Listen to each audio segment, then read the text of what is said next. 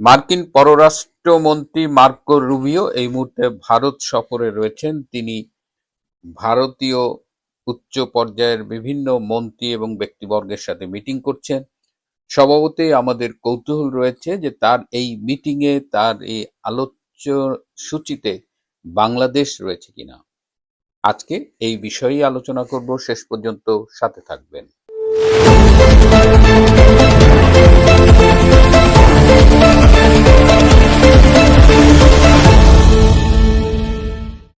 আসসালামু আলাইকুম এবং আদাব। পররাষ্ট্রমন্ত্রী হিসেবে নিয়োগ পাওয়ার পরে এই প্রথম ভারত সফরে এলেন মার্কিন পররাষ্ট্রমন্ত্রী মার্কো রুবিও, এবং তার আজকে 24শে মে ভারতে আসবার কথা ছিল, কিন্তু তিনি একদিন আগেই গতকাল 23শে মে এসেছেন এবং তিনি সরাসরি গিয়েছেন কলকাতায়। কলকাতায় তিনি ভিক্টোরিয়া মেমোরিয়ালস এবং মাদার তেরেসার সদনে গিয়েছিলেন, যেটি নিয়ে আমি গতকাল কথা বলেছিলাম। কিন্তু গতকাল তিনি দিল্লি গিয়েছেন এবং আজকে দিল্লিতে তিনি খুব ব্যস্ত সময় কাটিয়েছেন। তিনি 2 দফায় ভারতের জাতীয় উপদেষ্টা অজিত দোভালের সাথে মিটিং করেছেন এবং এই মিটিংগুলোতে অনেক বিষয় আলোচনা হয়েছে, এবং তারপরে ভারতের পররাষ্ট্রমন্ত্রী ডক্টর জয়শঙ্করের সাথে তিনি মিটিং করেছেন।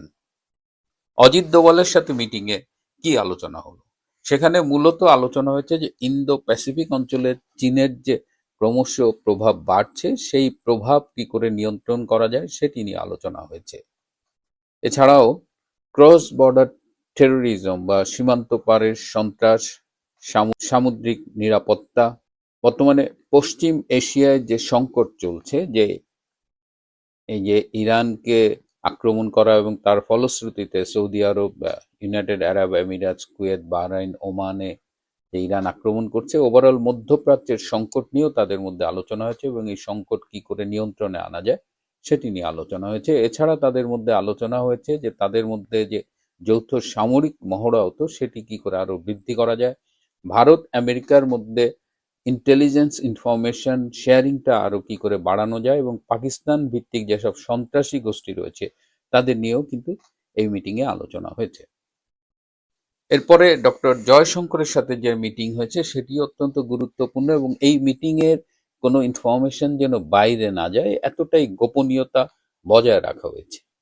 তারপরেও আমার সূত্র কিছুটা ইনফরমেশন পেয়েছে, যেমন এই মিটিংটাকে যদি আমেরিকার দিক থেকে বলা যায় যে এটা আসলে একটা damage control sort of meeting. কারণ আমেরিকা ভারতের যে সম্পর্ক, আপনারা জানেন যে এই সম্পর্ক নিয়ে বেশ টানাপোড়েন চলছিল, বিশেষ করে ট্রাম্প নির্বাচিত হবার পরে, এবং ট্রাম্পের নির্বাচনে যেভাবে মোদি একটা সমর্থন ছিল সেখানে তারপরে আমরা ফেব্রুয়ারিতে দেখেছি যে মোদি হোয়াইট হাউসে গিয়েছে, তাদের সাথে একটি আলোচনা হয়েছে, দে হ্যাড লাঞ্চ টুগেদার।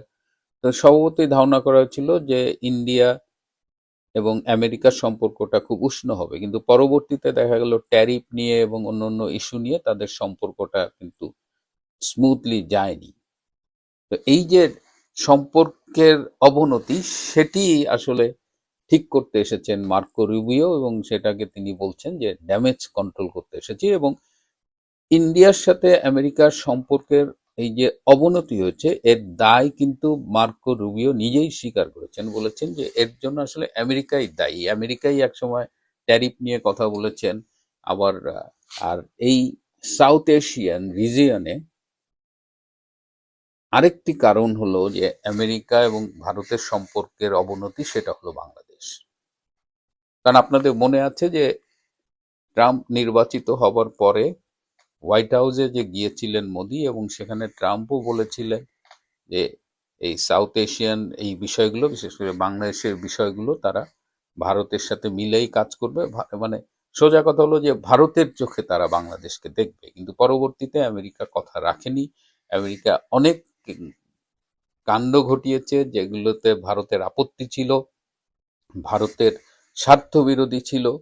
তো এখন বিশ্ব রাজনীতিতে মাইন্ডকার চিপায় পড়ে ট্রাম্প তার পররাষ্ট্রমন্ত্রীকে ভারতে পাঠিয়েছে, এবং সেখানে তারা বাংলাদেশ বিষয় নিয়ে আলাপ করেছে, এবং আবারও মার্কিন পররাষ্ট্রমন্ত্রীর পক্ষ থেকে বলা হয়েছে যে বাংলাদেশ বিষয়ে তারা ভারতের সাথে আলোচনা করেই সিদ্ধান্ত নেবে। এতদিন তারা যা করেছে সেটা আসলে আহ, তারা মনে করে যে এটা ঠিক হয়নি, কারণ তারা শুরুর থেকেই বলেছিল যে ভারতের সাথে আলোচনা করেই তারা এই সাউথ এশিয়ান, ইন্দো প্যাসিফিক এই পলিসিগুলো ঠিক করবে। এবং মার্কো রুবিও ট্রাম্পের পক্ষ থেকে ভারতের প্রধানমন্ত্রী শ্রী মোদিজিকে হোয়াইট হাউসে আমন্ত্রণ জানিয়েছে, এবং ট্রাম্পও ভারতে আসার আগ্রহ ব্যক্ত করেছে। এবং ট্রাম্প জাতিসংঘের যে সাধারণ পরিষদের অধিবেশন আছে সেপ্টেম্বরের শেষের দিকে, তারপরে অথবা অক্টোবরের প্রথম সপ্তাহে ভারত আসার ইচ্ছে ব্যক্ত করেছেন। সো এই বিষয় নিয়ে তাদের মধ্যে আলোচনা হয়েছে। বাংলাদেশ নিয়ে কি আলোচনা হয়েছে সেটা যদিও বলা হচ্ছে যে এ ব্যাপারে বাইরে কোনো তথ্য দেওয়া হবে না, কিন্তু খুব স্বাভাবিকভাবেই এটা একটা অনুমান করা যায় বা বিশ্লেষণ করে যেটা উঠে আসে যে এই যে আমেরিকা যে ইনুসকে দিয়ে বাংলাদেশের রেজিম চেঞ্জ করেছে এবং তারপরে বাংলাদেশের আহ, যে রাজনৈতিক গতি প্রকৃতি এবং এখন পর্যন্ত যেভাবে চলছে, তাতে ভারত কিন্তু যথেষ্ট নাখোশ, এবং এটা ভারতের নিরাপত্তার উপরে হুমকি হয় এরকম অনেক ঘটনা কিন্তু বাংলাদেশের মাটিতে ঘটছে, বিশেষ করে পাকিস্তান ঘটাচ্ছে। তো এই জায়গাগুলোতে ভারত একটা ক্লিয়ার অবস্থান নিয়েছে, এবং সেটা নিয়েই আজকে মার্কো রুবিওর সাথে ক্লিয়ার একটা আলোচনা হয়েছে। তো এই আলোচনার প্রেক্ষিতে আগামী দিনে বাংলাদেশকে নিয়ে যে বর্তমান যে নানামুখী টানাপোড়েন, সেখানে আমেরিকা তার অবস্থান বদলাতে পারে বলে ধারণা করা হচ্ছে। যদিও আমেরিকাকে বিশ্বাস করার আগে আসলে বহুবার ভাবতে হয়, কারণ আমেরিকা বহুবার ভারতের সাথে কথা দিয়েছে কিন্তু কথা রাখেনি। কিন্তু এইবার বিশ্ব রাজনীতিতে মানকার চিপায় পড়ে তারা আবার ভারতের কাছে এসেছে এবং ভারত আবারও বন্ধুত্বের হাত বাড়িয়ে দিয়েছে। এখন দেখা যাক যে মার্কো রুবিও ফিরে যাবার পরে বাংলাদেশ ইস্যুতে কিছু চেঞ্জ আসে কিনা। তবে ধারণা করা হচ্ছে বাংলাদেশের রাজনীতিতে নিকট ভবিষ্যতে কিছু চেঞ্জ আসবে, কারণ শেখ হাসিনা বলেছেন তিনি অচিরে দেশে ফিরবেন।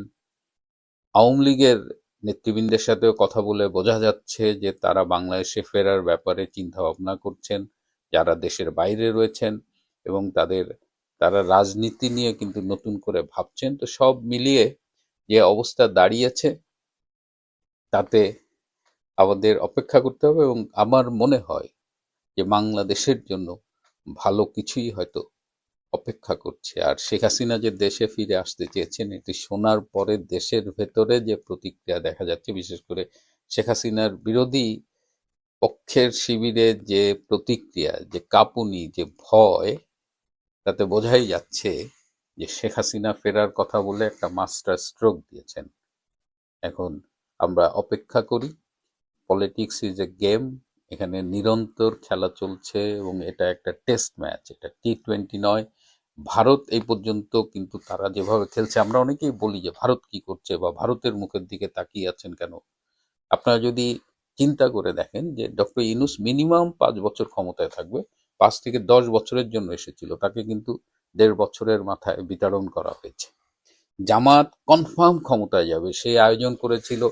ট্রেসিয়ান জ্যাকবসনের কথা মনে আছে, যে ভারত বাংলাদেশে মার্কিন ভারপ্রাপ্ত রাষ্ট্রদূত ছিলেন, তিনি কিন্তু সব আয়োজন করেছিলেন, তিনি সাংবাদিকদের সাথে আলোচনাও বলেছিলেন। জামাতকে ক্ষমতায় যেতে দেওয়া হয়নি। সুতরাং ভারত কিন্তু তার মতো করে গুটি চালছে। তো আগামী দিনে বাংলাদেশের রাজনীতিতে জামাত, বিএনপি, এনসিপি যদি মনে করে যে তারা যেভাবে চাইছে সেভাবেই চলবে, তাহলে আমার মনে হয় যে সেটা তারা ভুল করবে। দেখা যাক কি হয়। প্রিয় বন্ধুরা, আজ এ পর্যন্তই। ভালো থাকবেন, সুস্থ থাকবেন। তার চেয়েও জরুরি হলো নিরাপদে থাকবেন। সবাইকে অনেক ধন্যবাদ।